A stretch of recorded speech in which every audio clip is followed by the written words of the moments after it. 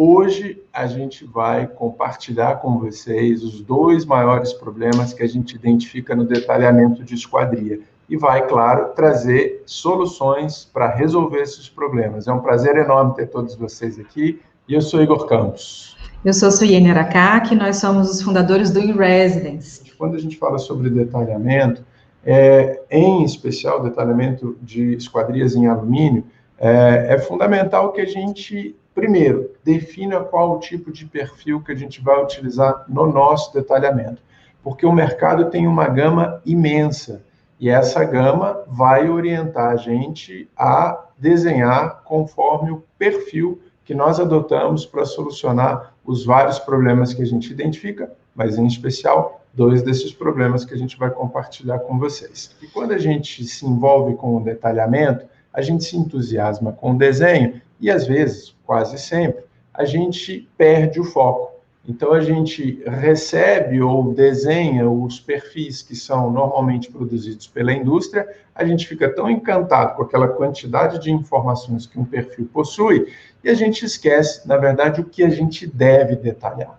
A gente não deve detalhar o perfil, até porque o perfil ele existe, a indústria te entrega pronto. E se eventualmente você não conseguir essa informação, corra atrás dos fornecedores para eles poderem disponibilizar isso para vocês de uma forma clara e objetiva. Do contrário, peguem as referências e desenhem, mas desenhar, não é detalhar, é só representar o que de fato a indústria já fornece para a gente obter o melhor desenho e ir resolver o que é importante. E o que é importante são os encontros desses perfis com as alvenarias, com as estruturas que a gente tem, que fazem todo, né, o contorno dessas esquadrias. Então, isso que é importante a gente ter atenção. Então, é importante definir o perfil, não reinventar a roda, e a gente ter a atenção, o foco justamente nesses encontros. Esses são os aspectos mais importantes que devem estar na nossa mira, no nosso foco, para a gente iniciar um bom detalhamento de esquadrias. Os encontros, eles são a essência de todo o detalhamento, né? Então, todos os detalhamentos que a gente faz, de qualquer tipologia, eles se concentram, na verdade, nesses pontos de encontro, né? Entre o elemento que a gente está detalhando e algum elemento que ele tem contato. E os 2 maiores problemas que a gente normalmente identifica, como é que a gente vai fazer toda a parte de vedação dessas estruturas de alumínio, dessas estruturas e dos encontros que estão ali representados. E aí a gente trouxe um detalhe para compartilhar com vocês e a gente quer aprofundar um pouquinho nesse detalhamento para trazer algumas informações importantes. Uma questão importante também, né, desses 3 itens iniciais que o Igor está colocando, de escolher o perfil, isso também precisa estar alinhado, esse dado também precisa estar alinhado, na verdade, com a expectativa de investimento do teu cliente, tá? Por que isso? Porque existem perfis dos mais variados, e quanto mais enrijecidos esse perfil, mais caro vai ser a esquadria, né? Então, geralmente as esquadrias, elas são, a gente consegue ter uma relação de custo da esquadria por metro quadrado, o que significa que, se você tiver feito um bom briefing lá no começo, já no estudo preliminar você consegue fazer esse alinhamento de qual é o perfil de esquadria, qual que é o modelo de esquadria que eu vou usar. Isso tem que estar alinhado com a expectativa financeira do cliente, a escolha do perfil que você faz, tá? Bom, então, esse parafuso que a gente tem aqui, eu não consigo fazer com que ele transpasse, ou de alguma maneira a gente faça essa fixação do perfil de alumínio, que está localizado nesse trecho, e eu consiga fazer essa fixação aqui. Criar uma estrutura auxiliar, que é uma chapa de aço que a gente mandou dobrar, que tem toda essa extensão aqui que vocês estão vendo, né? Então, o que eu faço? Eu soldo essa chapa aqui, né, nessa estrutura metálica, no perfil principal que está ali, e esses pontos pretos, né, esses pontos que a gente tem aqui, que estão bem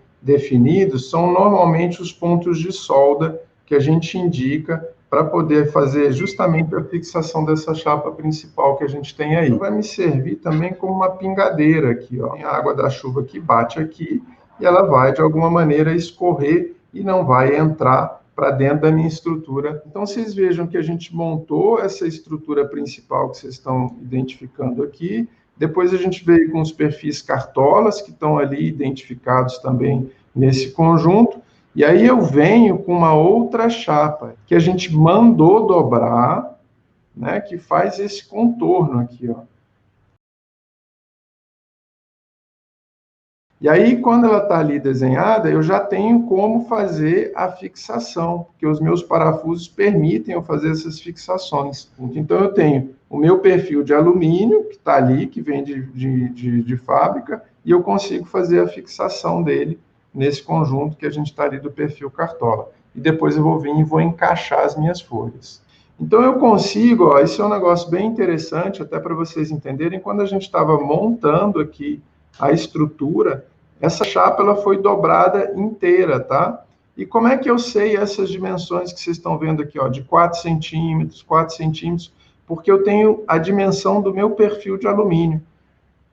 Essa dobradura que foi feita na chapa está justamente em função do que eu queria trabalhar como perfil. Lembra que a gente falou para vocês? Defina o perfil. A indústria vai disponibilizar para vocês uma série de perfis. Então, uma vez definida, a gente tem a dimensão e a gente consegue fazer essa junção entre essas estruturas, né? Eu tenho aqui, ó, em torno de 47 centímetros. Cara, é uma dimensão generosa. E até um aspecto muito importante, porque essa esquadria que vocês estão vendo, esse detalhe, ele é de 2 folhas deslizantes e a gente tem ainda um brise, na verdade, na parte frontal. Então, eu preciso dessa distância, ó, de 12 centímetros e meio, porque quando a minha porta pivota, né, eu tenho aqui um pivô, ó, do meu brise, que é uma porta pantográfica, porta camarão, quando pivota, ela entra para dentro, né, e aí eu preciso desse distanciamento.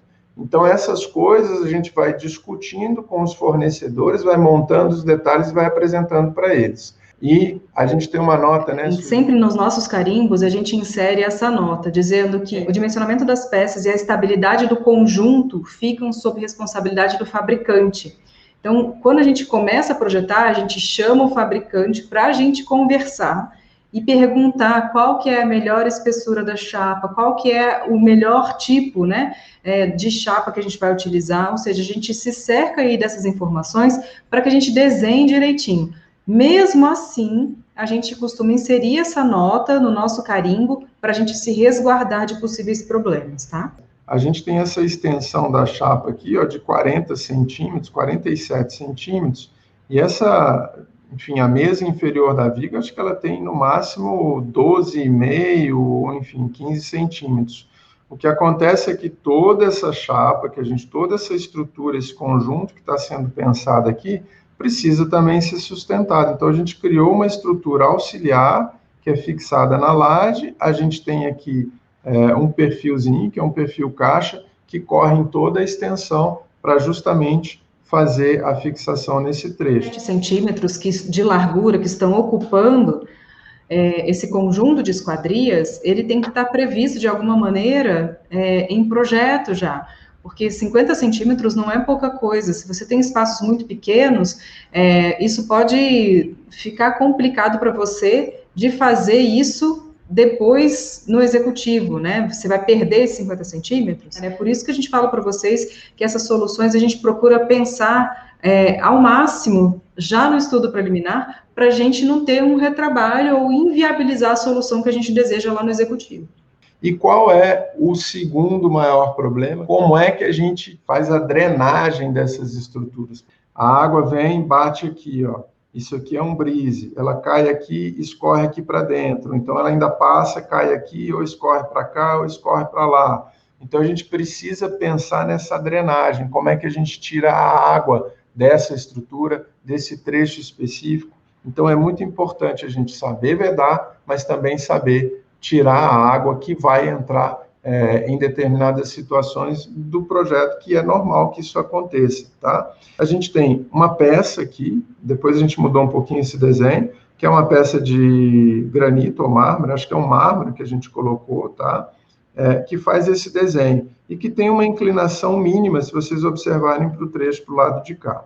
Aí o que acontece? Os mesmos perfis que eu tenho, né, eles estão ali, os perfis de alumínio, que são os trilhos. Lembrando que essas portas deslizantes e as portas pivotantes, elas estão sempre fixadas, elas são estruturadas na parte superior. né? Na parte inferior, não, porque a gente vai comprometer o funcionamento e o acionamento dessas estruturas das esquadrias. Então, a gente tem aí, na verdade, essa relação, né, que a gente tem do mármore, que a gente colocou, e a fixação das guias com os parafusos, e aí ele aceita a gente fazer esses trechos. Nesse caso específico, a gente queria que as portas abertas a gente tivesse a percepção de um mesmo alinhamento, para a gente não ficar vendo a pedra na parte inferior. Então, a gente complementou com umas estruturas em chapa de aço. Aqui a gente até prolongou depois ao final do detalhamento para funcionar com a mesma pingadeira que vocês estão vendo aqui. E aí a gente tem um protótipo, porque assim, ó, essa peça é justamente, né, aquela chapa que a gente mandou dobrar, em que